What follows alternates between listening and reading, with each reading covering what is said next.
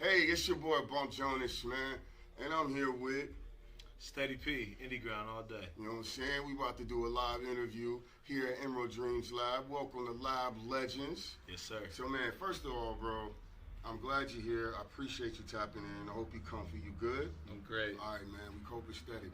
So, the first thing I gotta ask, bro, if I may, can you give us your 30-second elevator speech? Like, who is Steddy P? Man, the term elevator speech sounds raw.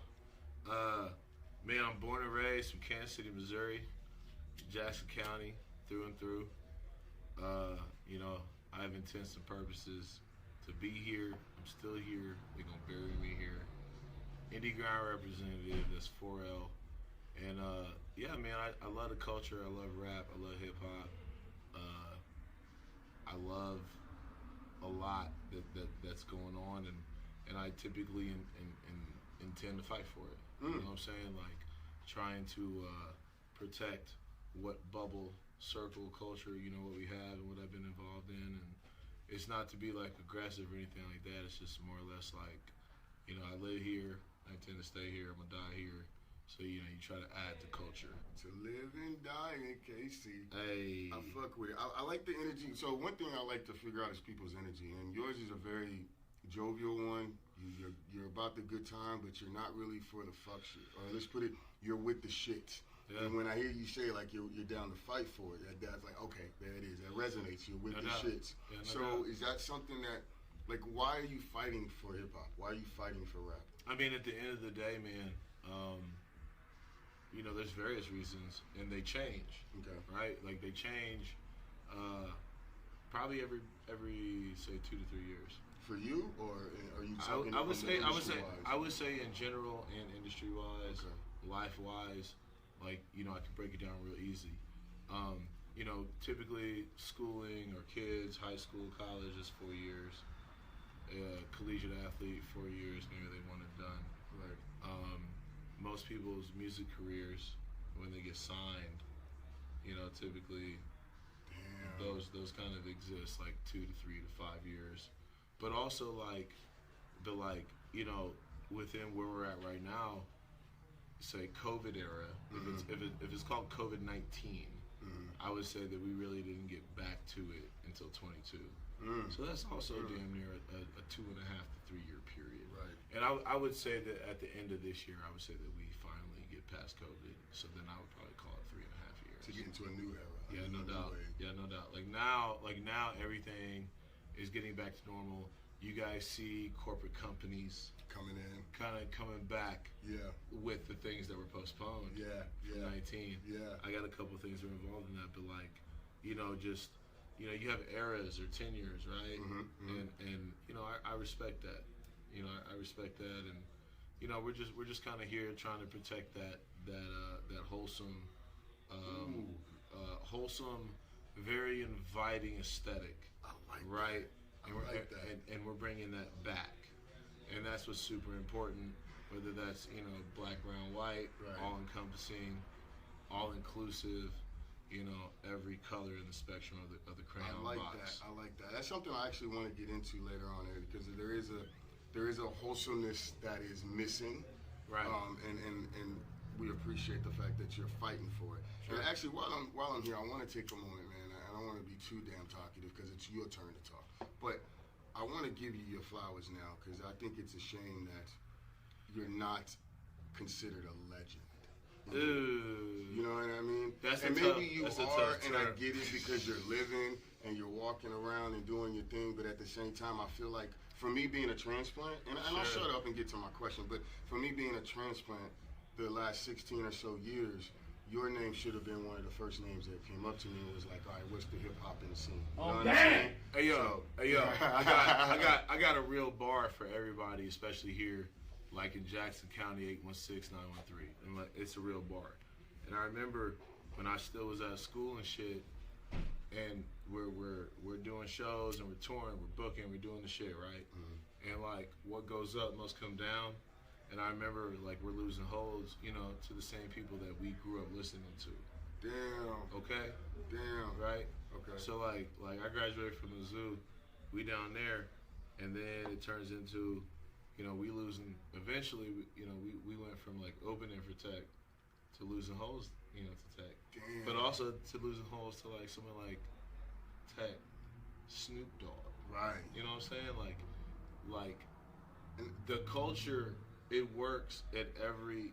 People think, oh, they so big, but it's like even in spaces of say like 800, they're gonna come back and they're gonna take those spaces, and that was like. That's when I realized anyone and everyone that is a legend, a real legend. Right. How about that? Okay. Much respect. Okay. But the legends are still outside. Right. Cooking. Absolutely. The legends are alive and well. And to your point, you know what I'm saying? You're still outside cooking. So let's get into that, though. Let's get into that. SOS Crisis is out. Toxic. Thank you for correcting me. My apologies. SOS Toxic. I feel like it was perfect timing.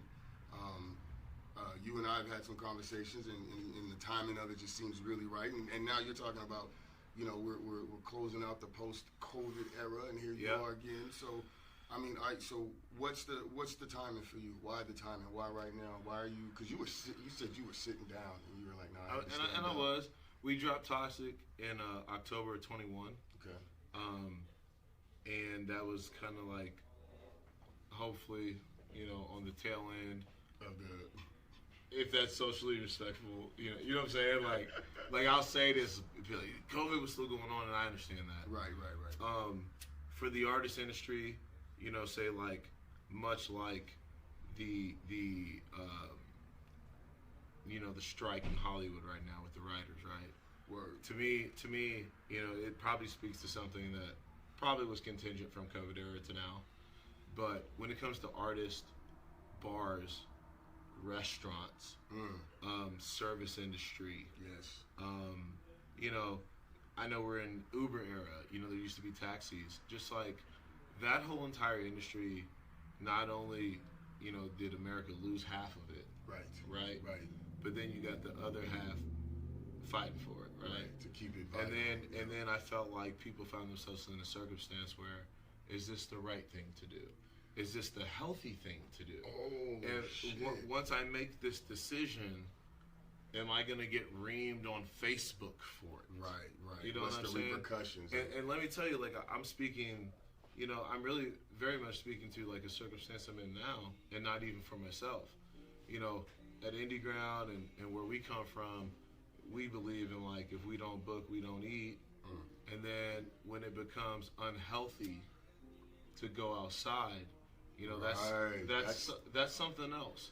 And not, and I was home. That's fucking scary though, right? It's extremely scary. Like it really, it very much made me feel like at a time I was like, see, the stuff that we were doing,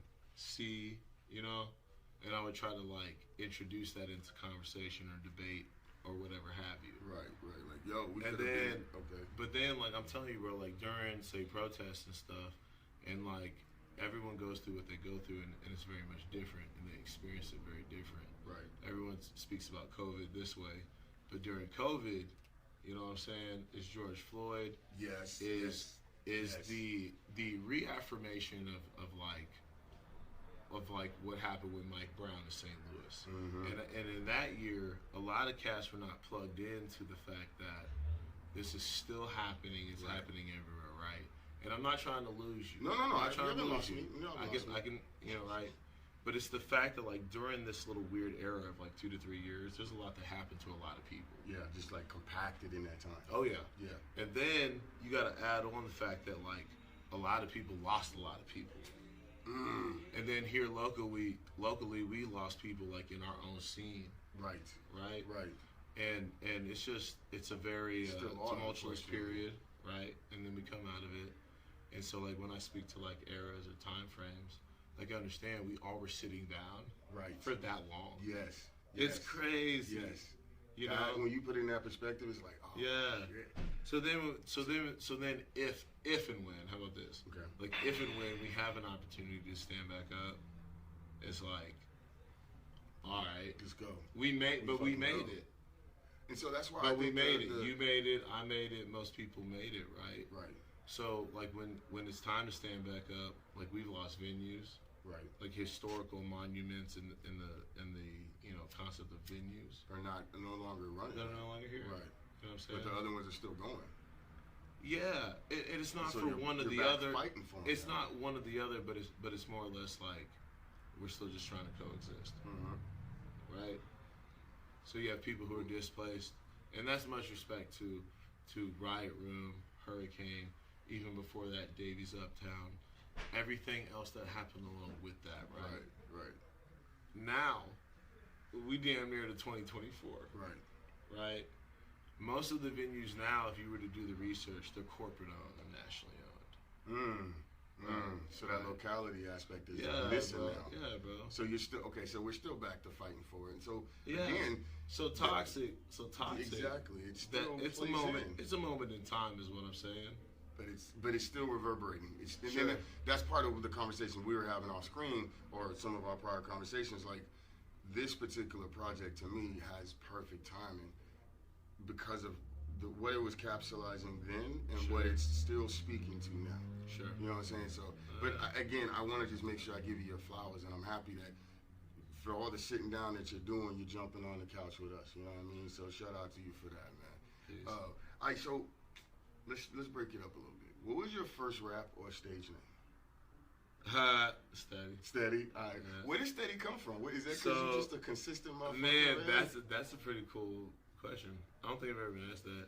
So like one time and only one time, and I wrote a song about it on my What Happened Tomorrow album. But like my partner at the time, rap partner, my guy, lifelong like brother, we rapping, and he influenced me to a point to where when I picked this rap name, it was kind of influenced by him, right? Okay. And at the time, he went by Eddie English. That's hard. Okay. So I just added the ST to the Eddie. Steady. And made that Steady. And what was weird too was like I was like in class at in college, like in weird English classes and learning like That Korean 17th century like bird shit and like I'm just here, like just lost. I was in the class. Like, just let me get the cliff notes. But I never get the opportunity to tell a lot of people, but in that century of lit, things were spelled differently. Right. And it always made an impression on me too that back then when they used the word steady, it was spelled STEDDY. I swear. And it was one of the things that kind of like I was like, that's hard. the nerd. So like Eddie, but Eddie That's was some like esoteric shit. Like eventually I'm in class and I'm like, oh, this is weird, Okay. Yeah. All right, Yeah. so it's always been Steddy P. All right. Yes, sir. All right. Have you ever tried breakdancing or other? Because you already fuck with a lot of elements of hip hop. Yes. You can breakdance. Currently? No, you have. I'm good. Yeah, he said I'm good. Look, I'm getting out there. You know what I'm saying? I'm getting on the floor. Let's fuck with Shout out to DJ G Train. Shout out to the Abner. Hey, that's fam. What's up? At a time, I'm a little bit older, so I guess I probably would say I'm more of a pop locker. Okay. But shout out my guy Rafe from Chicago. My up rock is right. Like I said, we were talking them all ages clubs. Back in the day. Yeah. Like that's when okay. Cats would go out there and do that. Get their shit off. And get up. I fuck with it. Yes, so sir. And that's really my point, is that when it comes to hip hop, it's not just rap for you. It's all inclusive. Sure. So what was the trigger? What was the bug that bit you, that brought you into the culture, into the genre, into the performing aspect, all of it? Like, because this seems to be your life. That's a broad ass question. Well, okay. What was the first? My man, it's crazy to do this and see him just like walking around. Shout out to that other That's walking legend, Els. That's crazy. Yeah, shout out to Els. Right. All right, so let's tame it down. I was trying to sneak in here. Okay. Let's tame it down a little bit. No, check it out. Here's what I'll tell you. I feel like in the 90s,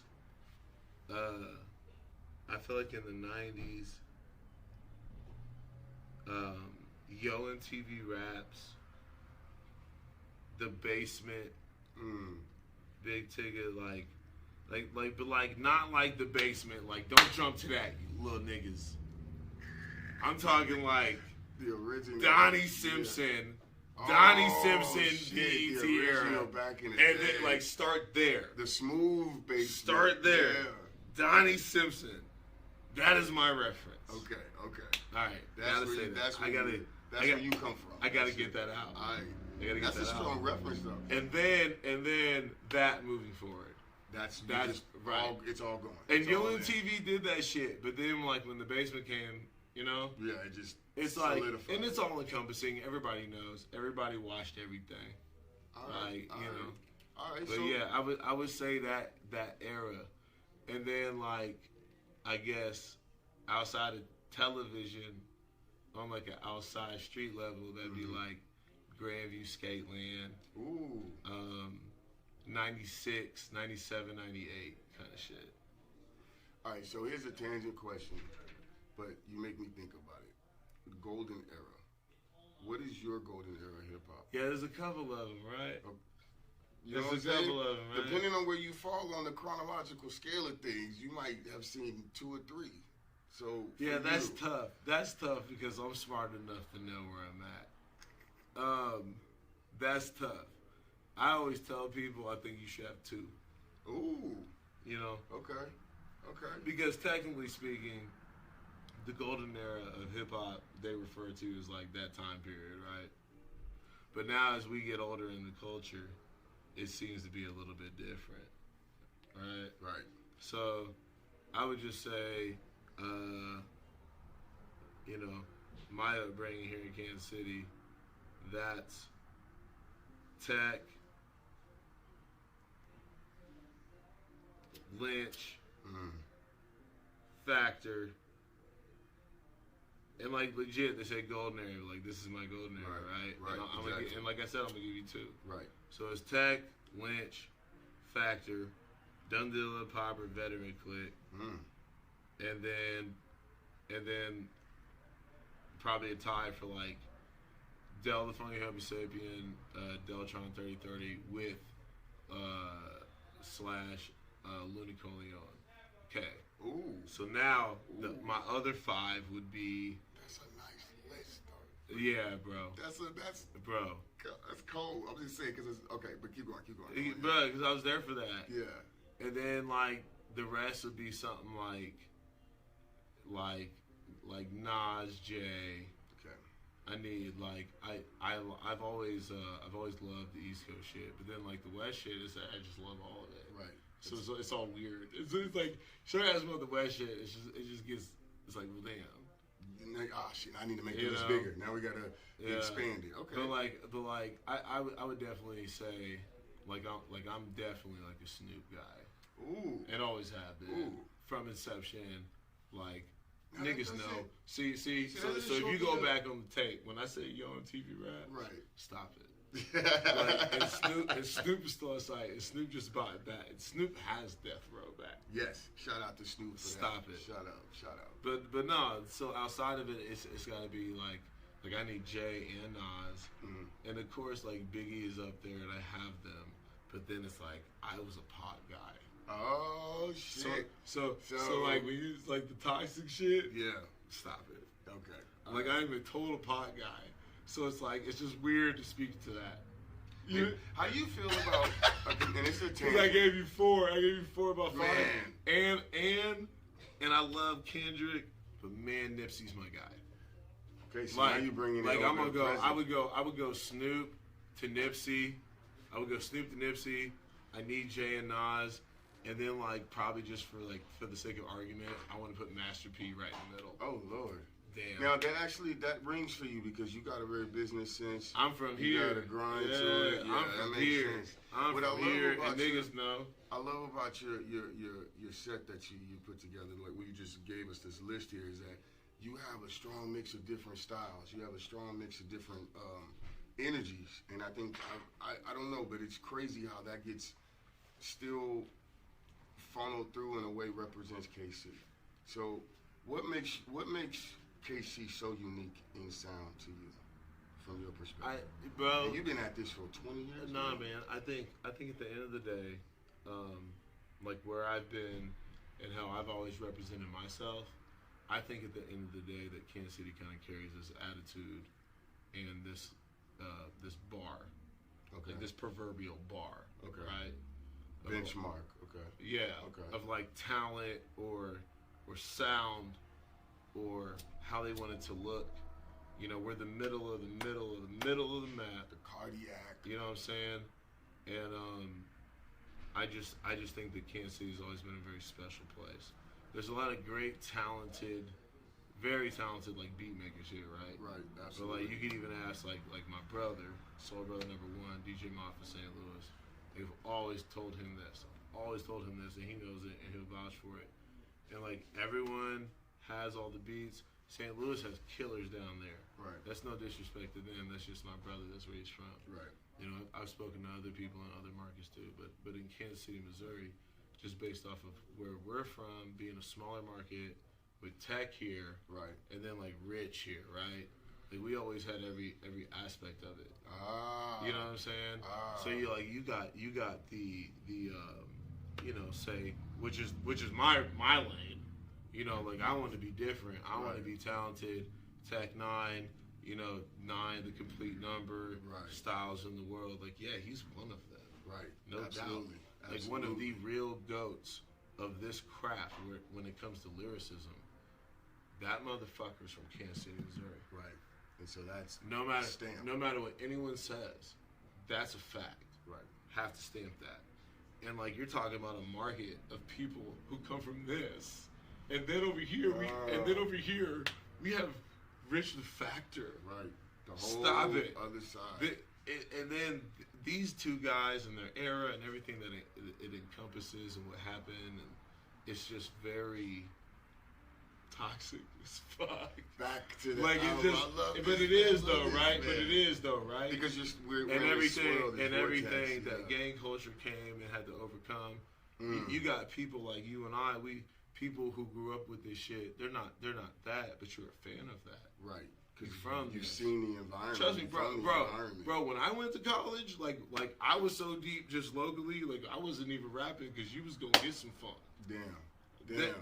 So like when people say like the whole like Kanye idea, like that shit resonated on Kansas City kids. Because it was like, oh, we can do something different. I always argue with them, but like you see it, Yeah. and I just recently like I've even been taken back, and I'm like, okay, because that that's an artist that pushed people like Into a the whole- Clark Roosevelt, a Royal Chief, Yes. you know, some of these new Adam Chronicles, like push these people in these different routes to where, oh yeah, we can do this.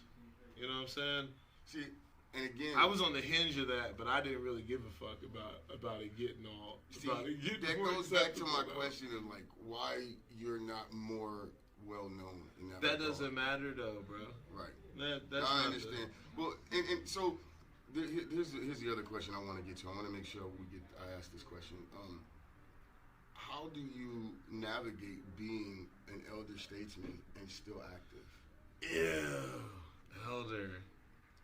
You see them, but That's you know, tough. That's you know tough. what I mean. You've been even age chronologically aside. I'm gonna take a drink. Yeah, now. do your thing, man. You've been at it for a minute.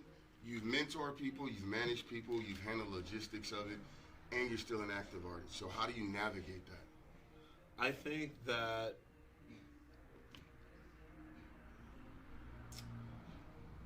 the same thing I've told most of my clients, artists, loved ones, close ones, whatever. Everyone is chasing the same thing, like no doubt, right?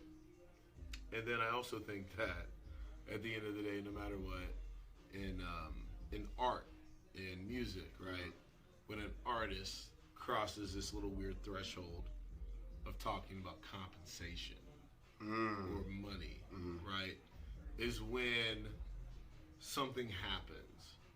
Is what I would like to say. Okay. I think historically we still don't know what that is, right? Okay. But that's when some artists go this way, and that's when some artists go this way. Okay. Right? Right. Let's call it maybe Drake, J. Cole, right? Ooh. Right? Ooh. But here's my thing. It's like, traditionally, when I have been around people, I try to protect both, right? Because I think real life is gonna make you make some real art. Okay. But if you get caught up in the business aspect a little bit too much, Right.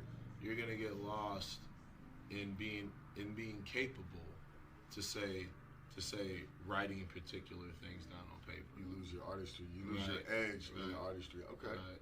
You know. So you're always battling that. You're always walking that edge. No doubt.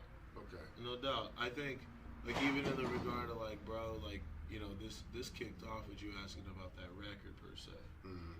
That record within 3 weeks led to me, you know, taking an opportunity, working for some local venues, and that record also was some, like, probably my therapy post pandemic. Okay. And you know, we didn't do much. We didn't do videos. We didn't do a tour.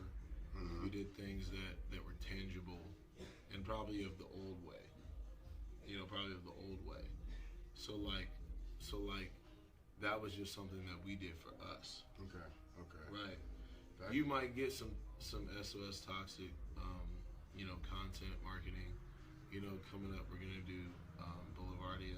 Yep. But outside of that, you know, that record pretty much represents the stuff that we've been talking about. And man, you mentioned Boulevardia, and I wanna hit that very much. So I want to talk about your pre-show routine, and then just what's coming up next. Like, you got Boulevardia coming up. Like, what else can we expect from Steddy P and from the indie ground movement that you got going? I hear you. So, June 16th, Friday night, Quirk Stage. Your boy, Steddy P, 8:15 p.m. I'm there. It's the only Kansas City play I've booked all year and that I'm doing right now at this point. Shit. I'm going to go do that. Recently, I've been wearing the hat, working at the record bar, mini bar, Lemonade Park. So you're the man behind the motion over there. We're in the fold. Let's go. And the only thing that we're trying to do is just keep programming and get back to doing what we always have done, which is just kind of throw these shows, let people get to the rooms, fight for the right causes, but get them in there and perpetuate, you know, culture and you know, to be inviting. Like I told you, man, I'm born and raised from Kansas City. I tell everyone every day, they always hate on Kansas City. Like, do something about it. like do something about it. If you're not programming, if you're not doing anything about it, then really, what are you talking about? Share money. Be prepared. Stop existing in clout. Cultivate. You know, spend money out of your pocket. I spend money out of my pocket to this day. Money is a concept that was invented by somebody that's not you. Like, that's a big fact. And money is something that just goes in and goes out. The thing that you need to learn is the people who are willing to spend money versus the people that aren't. The thing that you will learn is people who have the most money and people who have no money all still act the same way as the go-getters. Those are the real hustlers. And they'll just make it happen on the tail end. That's called residual income, or to give back, or the return, or I need my nut back. Straight game. Hey man, before we get up out of here, I want you to crack this fucking verse from you, or this bar that I heard in one of your joints. Told me never to sing, but this bird gotta fly now. Bro, whatever it takes. Whatever it takes. And, like, you might get caught up, and a lot of people don't make it. Like, dead ass. Like, a lot of people don't make it, but whatever it takes. And yeah, man, you gotta get to it. That's a motherfucking hard bar. You gotta get those wings. That shit stuck with me, man. Hey, I appreciate the hell out of you, man. It's just been Steddy motherfucking P here with your boy Bump Jonas, man. We just wrapped the fucking dope ass interview. Lab legends here at Emerald Dreams Lab. Hey, y'all heard the man. The GOAT is off the porch. Fuck with us.